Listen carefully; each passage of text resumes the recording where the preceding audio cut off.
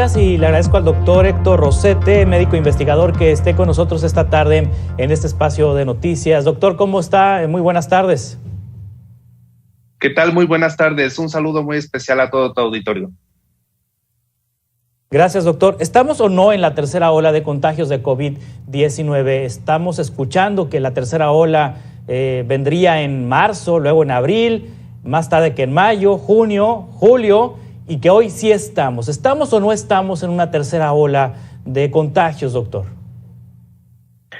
Fíjate que antes que nada yo creo que hay que aclarar que en nuestro país sí es difícil predecir una ola o no, debido a la gran cantidad o a la poca cantidad de pruebas que se han hecho en nuestro país, pruebas diagnósticas con respecto al COVID.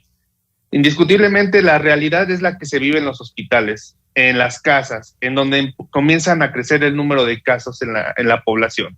Por supuesto que estamos en la tercera ola y las cifras oficiales que al menos nos otorga el gobierno, pues han ido a la alza indiscutiblemente. El número de contagios, después de haber tenido menos de 5,000, hoy rebasamos los 9,000 y casi llegamos hasta los 10,000. Esa cifra ya no se veía desde febrero de este año, entonces está más que establecida la tercera ola.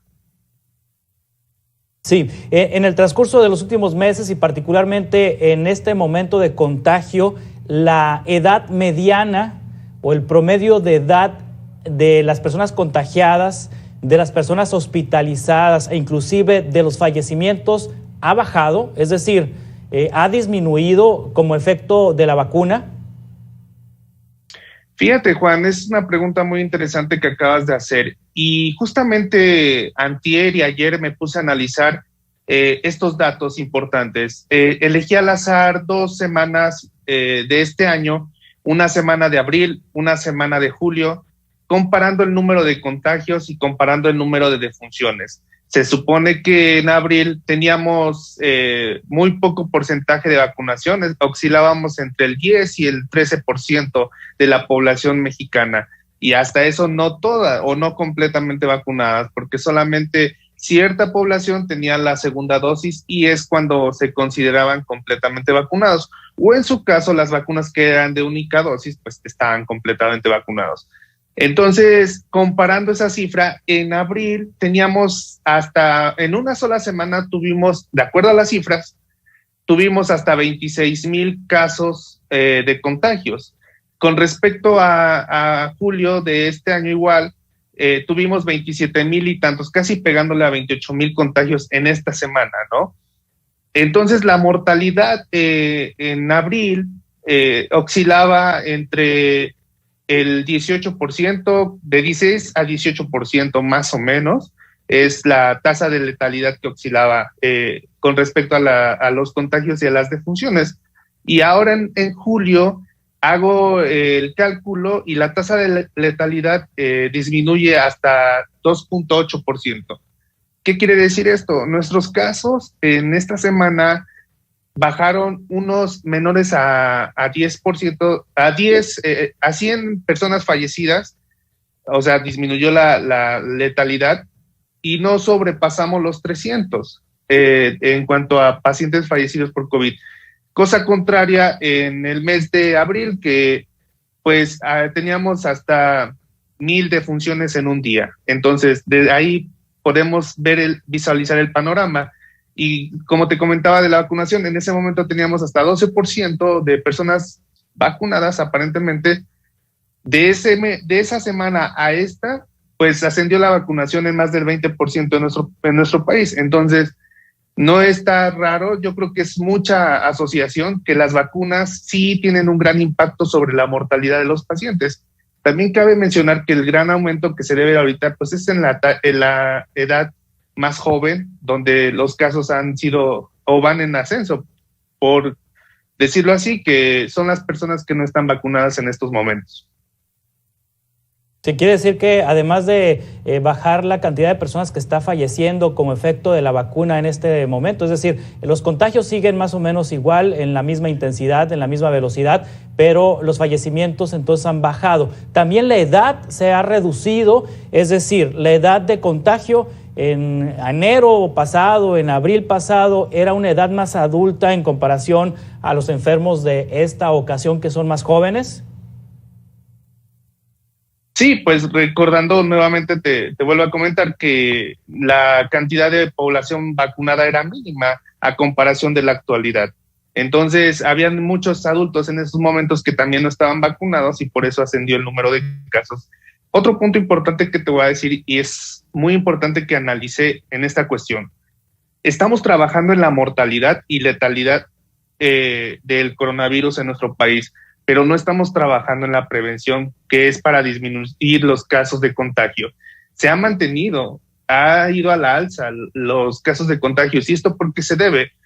Porque realmente en nuestro país se han relajado mucho las medidas de prevención que tenemos, esas medidas que sí funcionan, el uso de cubrebocas, la distancia, el quédate en casa, la ventilación de los espacios, es muy importante. Casi quiero decirte que México volvió a una realidad que todavía no era tiempo de volver a hacerlo. Hay fiestas, hay aglomeraciones de personas, hay reuniones, hay incluso graduaciones. Precisamente de ahí han salido los casos nuevamente. Entonces, el análisis que hago de esto es que no se ha trabajado en la prevención, no hemos trabajado en disminuir la incidencia de casos en nuestro país. Las vacunas están haciendo su trabajo y creo que es importante disminuir la mortalidad, pero nosotros no estamos haciendo el de nosotros que nos compete, que es la prevención, y que tenemos las medidas establecidas y no las realizamos. Sí, porque finalmente se está estresando el sistema de salud de nuestro país, porque pues si bien está falleciendo una cantidad menor de personas, un porcentaje menor de personas está falleciendo, la cantidad de personas contagiadas y que requieren tratamiento e inclusive hospitalización se ha mantenido y son personas más jóvenes. Y además el otro componente, los adultos mayores tienen más acceso a servicios de salud en este país. Dice el Coneval que las personas entre 18 y 29 años de edad en México son las que tienen menos acceso a los servicios de salud, lo que significa que gastarán más por medicamentos en clínicas privadas o inclusive pues tendrán dificultad para ingresar a un servicio público de salud. Es otro componente que se tiene que añadir a esta ecuación, doctor.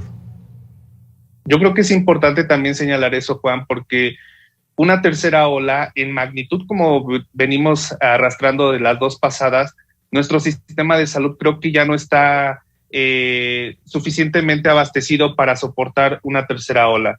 Llamémosle en personal, el personal está desgastado, llamémosle en personal, en insumos, no hay suficientes insumos, llamémosle también al desabasto de medicamentos, que es sumamente importante, y la verdad que sí puede causar cierta alarma en nosotros porque hoy le toca a la prevención hacer el trabajo, no le toca a la medicina curativa, porque sinceramente en nuestros hospitales, vuelvo a insistir, hay un desgaste importante en cuanto a insumos y personal. No le conviene a nuestro país y a nuestro sector salud una tercera ola como las pasadas. No lo podríamos soportar. Yo creo que es un punto importante que deberíamos de tocar.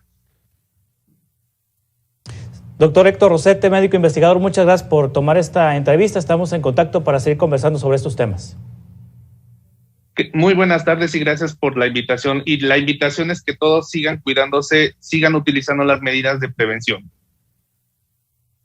Gracias, doctor. Hasta pronto. Continuamos con más noticias en 2 minutos.